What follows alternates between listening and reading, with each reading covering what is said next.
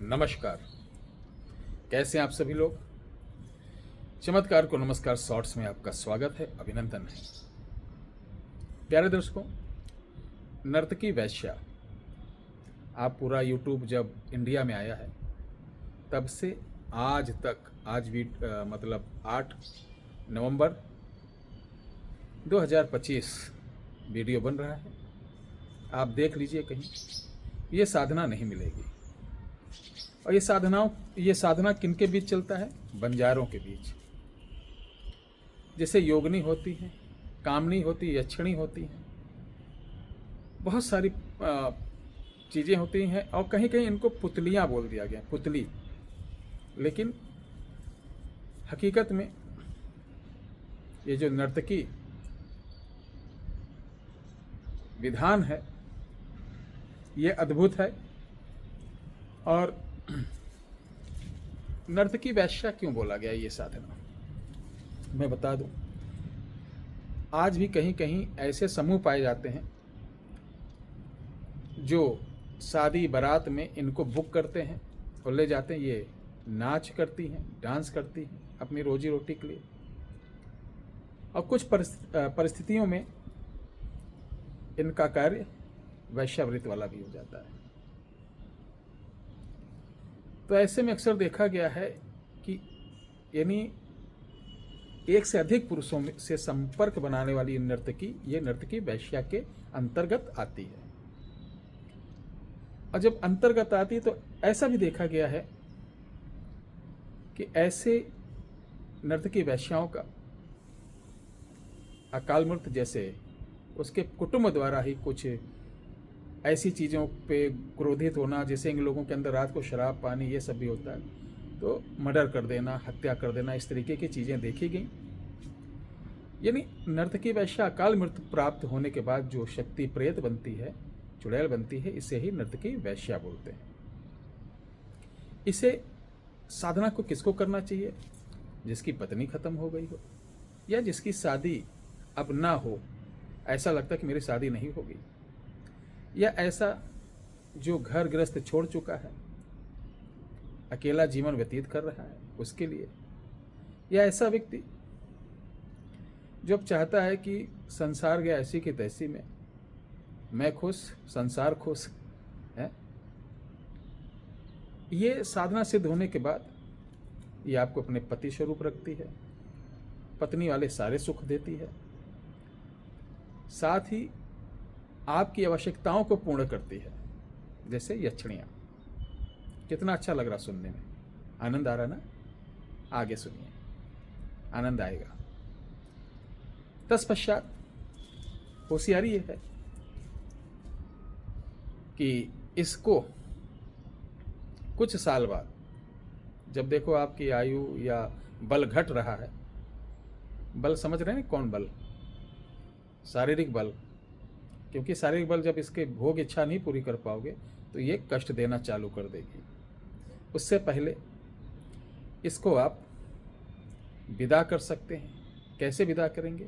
सबसे पहले बता दें, सिद्ध होने के बाद अगर ये आप की काम इच्छा कम हो गई है, आगे नहीं भोग कर सकते हैं, तो इस शक्ति को ले जाके गया में सबसे पहले त्रिपिंडी कराएंगे, तत्पश्चात नारायण बलि कराएंगे, तत्पश्चात पिंडदान दे देंगे, मुक्ति हो जाएगी।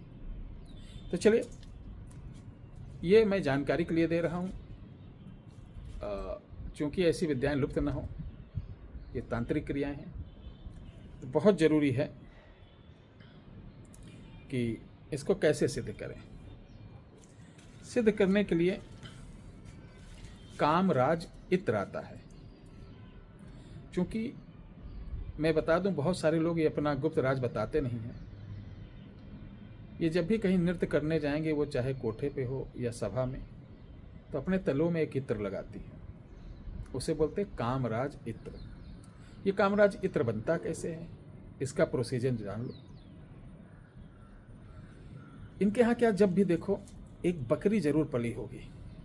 बकरी जब गर्भवती रहती है तब उसको, ध्यान से सुनना पूरी बात, कोई बताएगा नहीं इतना ज्ञानवान, क्योंकि लोगों के पास है ही नहीं। किताबी ज्ञान है और गांव-गांव जाकर लोगों की चीज़ बैठ कर अपना समय देकर लोगों, बहुत कम लोग सीखे हैं। हम लोग बचपन से यही किए हैं, अपना घर द्वार छोड़ के ना लोगों के बीच बैठे हैं, हाजिरी लगाए हैं, पॉलिश किए हैं, बटर जिसे कहते हैं लगाना।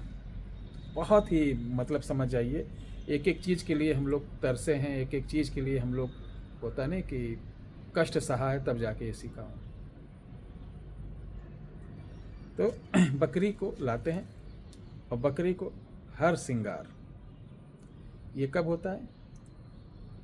सितंबर से अक्टूबर के बीच हर श्रृंगार में फूल आते हैं और उसी में गर्भवती बकरी को मार्केट से खरीद कर लाते हैं और उसको पत्तियों की जगह हर श्रृंगार का फूल खूब खिलाते हैं। हर श्रृंगार का फूल खिलाने के बाद वो 2-3 महीने बाद जब वो बच्चे देती है, 2 महीने बाद ऐसा लाते हैं ना कि वो 2-3 महीने बाद बच्चा दे दे, तो उसका दूध जब निकालते हैं, पहला दूध, ध्यान रखना, बच्चे को मुंह नहीं लगाने देते हैं। पहला दूध निकाल के अलग रख लेंगे, थोड़ा थन में छोड़ देंगे, फिर बच्चा मुंह लगाएगा, वो पिएगा। जितना भी 1 लीटर 2 लीटर दूध निकलता है, उस दूध को इन लोग उबालते हैं। उबालने के बाद इसके अंदर करंज बीज डालते हैं। 4 बीज डालते ही जैसे घी ऊपर आ जाता है ना, तो इस तरीके से इसका बकरी का घी जो होता है, आयल आ जाता है। बकरी का आयल जब आ जाता है, यही इत्र होता है। क्योंकि हर श्रृंगार का फूल खूब महकता है, ये इसके अंदर इतनी खुशबू रहती पूछिए नहीं। अब इसी को इन लोग रखते हैं, इसी को बोलते हैं जो यानी हर श्रृंगार का इत्र भी बोलते हैं, और इसको नर्तकी इत्र भी बोलते हैं, कुलाइल इत्र भी बोलते हैं। इन लोग से एक बार बना के रख दिया तो इनके जीवन भर काम आता रहता लगभग, क्योंकि थोड़ा ही लगाते हैं। इस साधना में इस इत्र की बहुत ज़रूरत रहेगी। तो आप सबसे पहले मंत्र लिखिए। मंत्र ये है, ओम आदेश गुरु को। देखिए, 64 घुंघरू 62 ताल, 64 घुंघरू 62 ताल लिखा। निकल के आई बिरिया चाल, कूदे उछले शोर मचाए, गुन गुन करके राग सुनाए। देखा, जोगिन की बेटी, जोगिन की बेटी, थारिन की नाती, थारिन थारिन की नाती, नटी की, नटी नटी एक जात होती है, नटी की पोती, बरुआर की छाई, हाजिर उठ तुझे लाज रख कमख्या माई।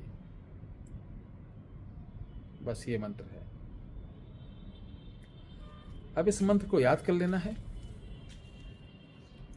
अब सिद्ध करने के विधान बता रहे हैं। इसके लिए जहाँ ये नाचने वाली कोई भी नाच रहा हो, शादी बारात या ऐसे पार्टी वेयर में, या जिसे होता नहीं नाचने वाली, कि यहाँ की मिट्टी मंगा लीजिए। जहाँ नाच रहे हो वहाँ की मिट्टी, सड़कों पे कभी कभी बारात रात में डांस करते हैं। हमारे यहाँ देहात में अभी हरियाणा पंजाब में भी देखा गया है, एमपी में देखा गया, उत्तर प्रदेश बिहार में तो आज भी चलता है। तो वहाँ की मिट्टी उठा लेना, इस मिट्टी को गोल गोल करके प्याली दीपावली बना लेना, और इस दिवाली में बड़ा सा बना लेना प्याला। अगर ये मिट्टी आपको नहीं मिलती तो हमारे यहाँ सुरक्षित है, आप चाहिए तो भिजवा दिया जाएगा, और ये इत्र भी भिजवा दिया जाएगा हमारे यहाँ से। अगर हमारे यहाँ कहेंगे तो आप नर्तकी इत्र बोलना, ये थोड़ा सा ही लगेगा। अब इसको 7 दिन आपको कहीं वीरान में चले जाना, सन्नाटे जगह, घर में नहीं। इस प्याली के अंदर कोयला जलाना और इसी मंत्र को 108 बार पढ़ के, ठीक है, 108 बार मंत्र पढ़े, फिर 7 बार इलायची में ये इत्र भिगो के इसके अंदर धुनी दे देना। 7वें दिन आपके सामने हाजिर हो जाएगी ये। और 7वें दिन जब हाजिर होगी तो आप पान रखना, पान मीठा पान इसको देना। अब मीठा पान खाते ही आपकी मुरीद हो जाएगी, आपके साथ रहेगी, आपको पूरा बताएगी कि कैसे रहेंगे हम। कोई वचन वचन नहीं, ये कहेगी बस मैं तुम्हें तुम्हारा साथ दूंगी, मुझे अपने साथ रख लो। कहना ठीक है, आओ मेरे साथ रहो, जब तक मैं चाहूँगा मेरे साथ रहना, अन्यथा मैं तुम्हें गया में बैठा दूंगा और इस योनि से मुक्त दिला दूंगा। सिर्फ इतना बोलना, ये तुम्हारे साथ आ जाएगी और प्रत्यक्ष दिखाई देगी, दुल्हन स्वरूप बड़ी सुंदर सुशील सी दिखाई देगी। लेकिन ध्यान रखिए, कभी भी ये जब तुम्हारे पास हो, जब भी तुम्हारे पास हो, तो अपने बिस्तर पे चाकू, ब्लेड, सुई ऐसी कोई चीज़ नहीं होनी चाहिए। ठीक है, बहुत सिंपल सी चीज़ मैंने बता दिया है और इसको आप करिए, लाभ उठाइए और इससे काम भी आप कोई भी करा सकते हैं।